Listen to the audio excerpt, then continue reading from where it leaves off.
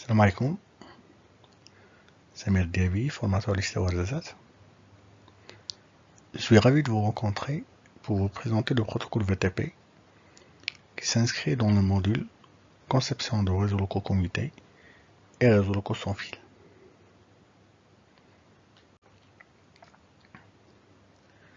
À travers cette présentation, on va essayer de s'arrêter sur le rôle du protocole VTP dans un réseau commuté.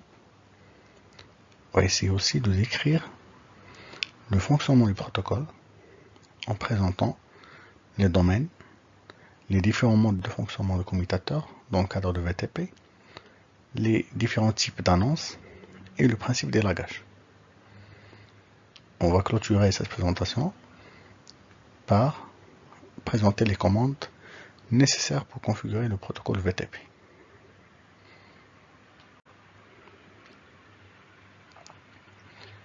Il est clair que l'ajout d'un VLAN, comme l'exemple ici, l'ajout d'un VLAN 30 à un réseau qui comporte 3 commutateurs passe nécessairement par l'utilisation de la commande VLAN 30, puis par la définition du nom à l'aide de la commande name.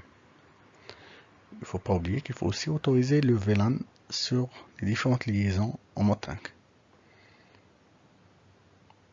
Cette opération peut s'avérer simple lorsqu'il s'agit d'un réseau de très petite taille. En effet, en présence d'un réseau de grande taille, cette tâche devient très lourde pour l'administrateur. La question est la suivante.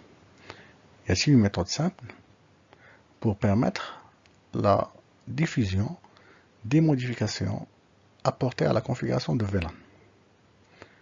Une modification peut correspondre à un ajout, une modification ou une suppression de VLAN. Comment s'assurer que tous les commutateurs posséderont la même configuration VLAN, une configuration VLAN qui est cohérente? Pour s'assurer que l'ensemble des commutateurs possèdent une même configuration qui est cohérente, la solution se présente sous forme d'un protocole qui s'appelle le protocole VTP. Ce protocole permet à un commutateur de propager la configuration VLAN à d'autres commutateurs qui se trouvent dans un même domaine VTP. Si je prends l'exemple de ce cas-là, si je configure cet ensemble de commutateurs dans un même domaine, je dois désigner certains commutateurs comme des serveurs VTP et d'autres comme des clients VTP. À ce niveau-là, la configuration se fait uniquement au niveau du serveur VTP et ce dernier va se charger de propager cette configuration vers les autres commutateurs grâce à des annonces VTP.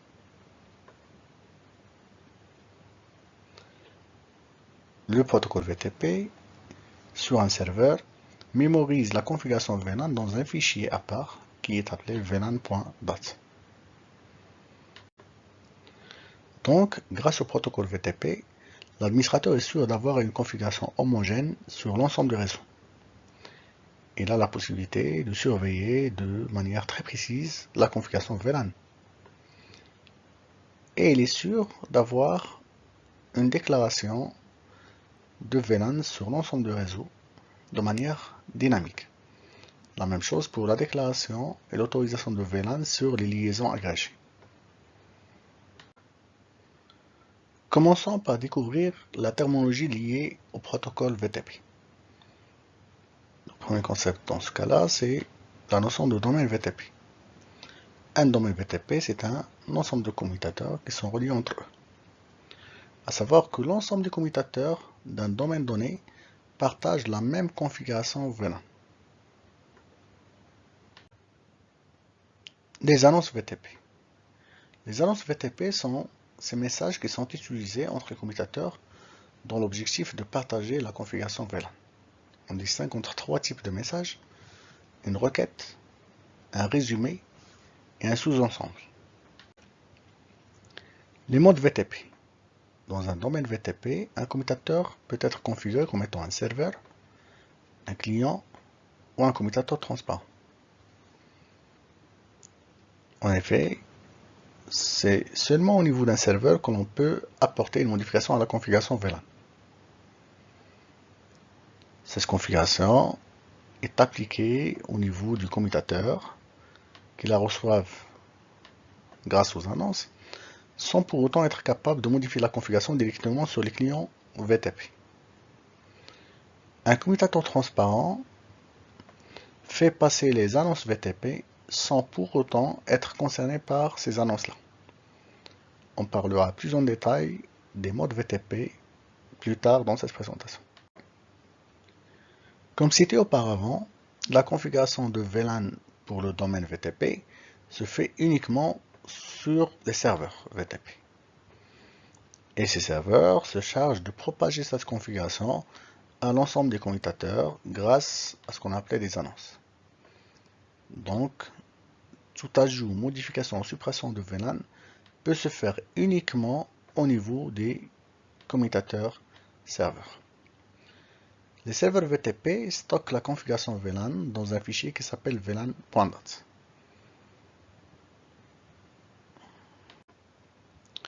Les clients VTP, quant à eux, reçoivent leur configuration depuis les serveurs VTP. Il n'est pas possible de créer, modifier ou supprimer des VLAN directement sur un client VTP. Le commutateur client stocke la configuration VLAN dans sa mémoire RAM. Cela dit qu'il la maintient tant qu'il est sous tension. À savoir une chose, un commutateur Cisco joue le rôle par défaut d'un serveur VTP. Pour qu'il soit configuré comme client VTP, vous devez définir cette commande manuellement. Un commutateur transparent est un commutateur qui est configuré dans un domaine VTP qui, lorsqu'il reçoit une annonce VTP, la transmet aux autres commutateurs sans pour autant être affecté par cette configuration VLAN du domaine. Par contre, il possède sa propre configuration VLAN. Finalement, l'élagage VTP. L'élagage VTP est une fonction que l'on peut configurer pour augmenter la bande passante disponible sur le réseau. Par défaut, un commutateur, lorsqu'il reçoit une multidiffusion, une diffusion, une monodiffusion inconnue, il est censé la transmettre à tous les commutateurs. Et cela même si certains commutateurs ne sont pas concernés par cette transmission. Grâce à la fonction d'élagage VTP, un commutateur peut bloquer certaines diffusions s'il voit que certains commutateurs ne sont pas concernés par cette transmission. Analysons maintenant une configuration VTP par défaut. La version activée est la version 1. Aucun nom de domaine n'est configuré par défaut. Le mode VTP par défaut est le mode serveur. Le numéro de révision de la configuration est 0. Un seul VLAN existe, c'est le VLAN 1. VTP comporte 3 versions. Une seule version peut être configurée pour un domaine VTP. La version activée par défaut est la version 1. Le commutateur de 1960 prend en charge la version 2, mais par défaut c'est désactivé. La commande show VTP status permet de voir la configuration VTP sur un commutateur. Comme on peut le remarquer, la version supportée est la version 2, mais elle est désactivée. Le mode par défaut est le mode serveur. Le numéro de révision de configuration est 0. Souvenez-vous, pour le numéro de révision de configuration, on va en parler tout à l'heure dans cette présentation. L'échange de configuration VTP passe par l'utilisation d'annonces VTP. Une annonce VTP est encapsulée dans une trame et est transmise à l'ensemble des commutateurs dans un domaine VTP. Une trame VTP se compose d'un en-tête et du message qui contient différentes informations selon le type d'annonce VTP. Cette annonce est en fin de compte encapsulée dans une trame Ethernet. Cette même trame Ethernet sera encapsulée dans une trame de type puissance 2.1 Souvenez-vous que le protocole VTP permet d'échanger la configuration VLAN essentiellement entre des commutateurs et dans la plupart des cas, les liaisons entre commutateurs sont des liaisons agrégées qui sont configurées avec un protocole d'encapsulation et d'agrégation, essentiellement le protocole 802.1 Colon. Sans pour autant oublier qu'il y a l'autre protocole, le protocole ISL, mais qui est désormais un protocole obsolète. Un message VTP contient des informations globales au domaine, principalement le nom de domaine, l'adresse IP du commutateur ayant en dernier mise à jour les informations de VLAN et l'horodatage de cette mise à jour, et finalement le mot de passe traité à l'aide de l'algorithme MD5. Il contient aussi des informations spécifiques au VLAN. N'oublie pas que l'objectif c'est quoi? C'est d'échanger des informations sur le VLAN. Les informations sur le VLAN présentes sont l'ID de VLAN, le nom, le type, l'état de VLAN et d'autres informations supplémentaires. Un numéro de division est un nombre qui est codé sur 32 bits. Il permet à un commutateur de vérifier si la configuration de VLAN a été modifiée oui ou non. Le numéro de révision par défaut est 0. Chaque fois qu'un VLAN a été ajouté, modifié ou supprimé, le numéro de révision est incrémenté de 1. Un commutateur, lorsqu'il reçoit une annonce, il lui suffit de vérifier le numéro de révision pour décider s'il a besoin de mettre à jour sa configuration VLAN ou non. Dans cet exemple, on a 5 VLAN qui existaient par défaut, 3 VLAN de plus ont été créés. Ce qui explique que le numéro de révision de configuration ici est 3. Notez bien que le changement du nom de domaine VTP remet à 0 le numéro de révision. 3 types d'annonces sont utilisés par VTP pour propager les différentes configurations VLAN sur un domaine VTP. L'annonce de type résumé, de type sous-ensemble et de type requête. Une annonce de type résumé est transmise par un serveur VTP toutes les 5 minutes. À sa réception, un client VTP doit décider s'il a besoin de mettre à jour sa configuration VLAN ou non. Tout dépend du numéro de révision. Si le numéro de révision dans l'annonce est supérieur à son propre numéro de révision, cela dit que la configuration VLAN a changé et par conséquent, il faut entamer une mise à jour.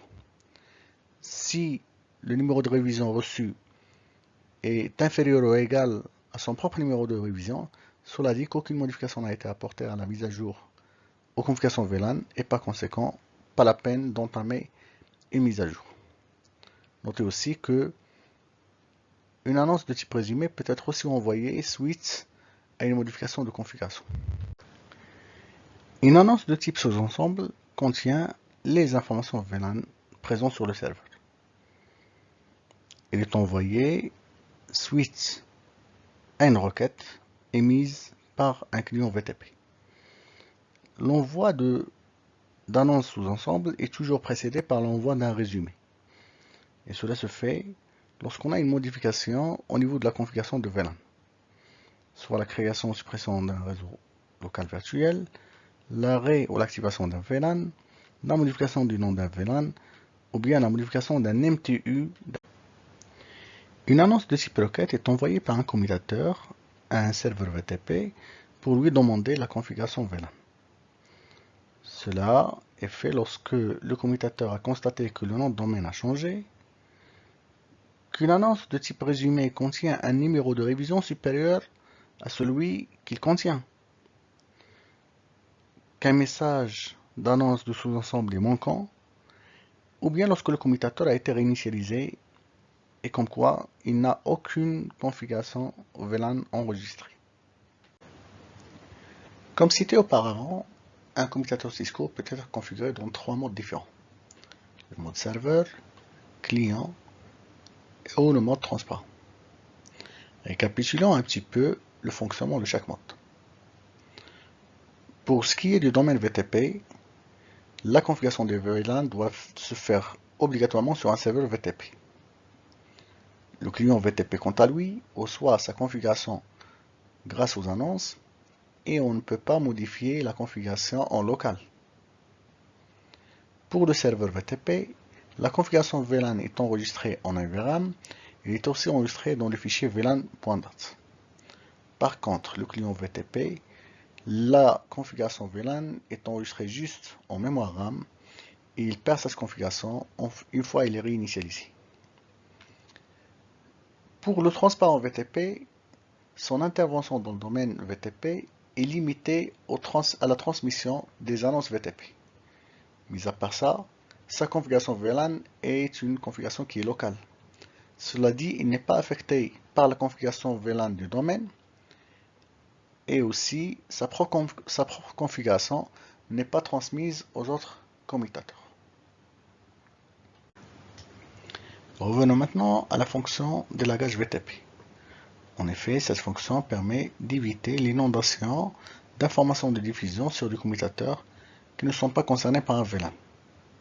Les commutateurs négocient entre eux les réseaux locaux virtuels affectés à leur port de chaque extrémité.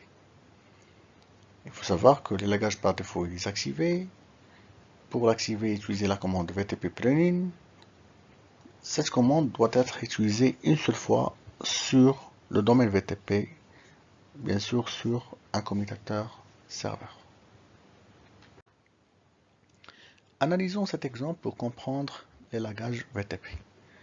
En effet, le commutateur S2, à la réception d'une diffusion provenant du PC2, il va par défaut penser à la retransmettre au commutateur S1, qui va faire de même pour le commutateur S3. Le commutateur S3 contient 3 autres machines configurées pour le VLAN 20. Il va faire de même vers les 3 machines.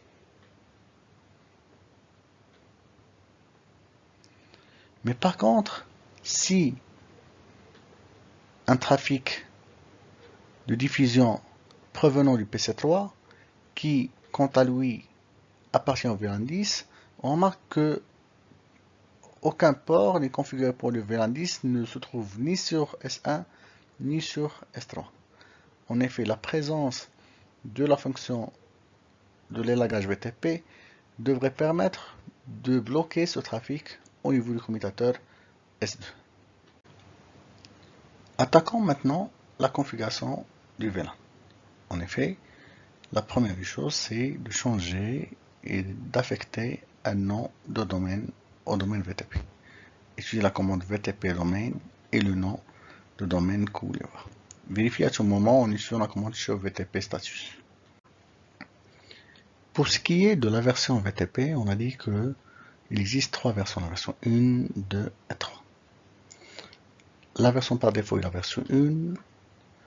La version maximale prise en charge par un commutateur Cisco de 1960 est la version 2.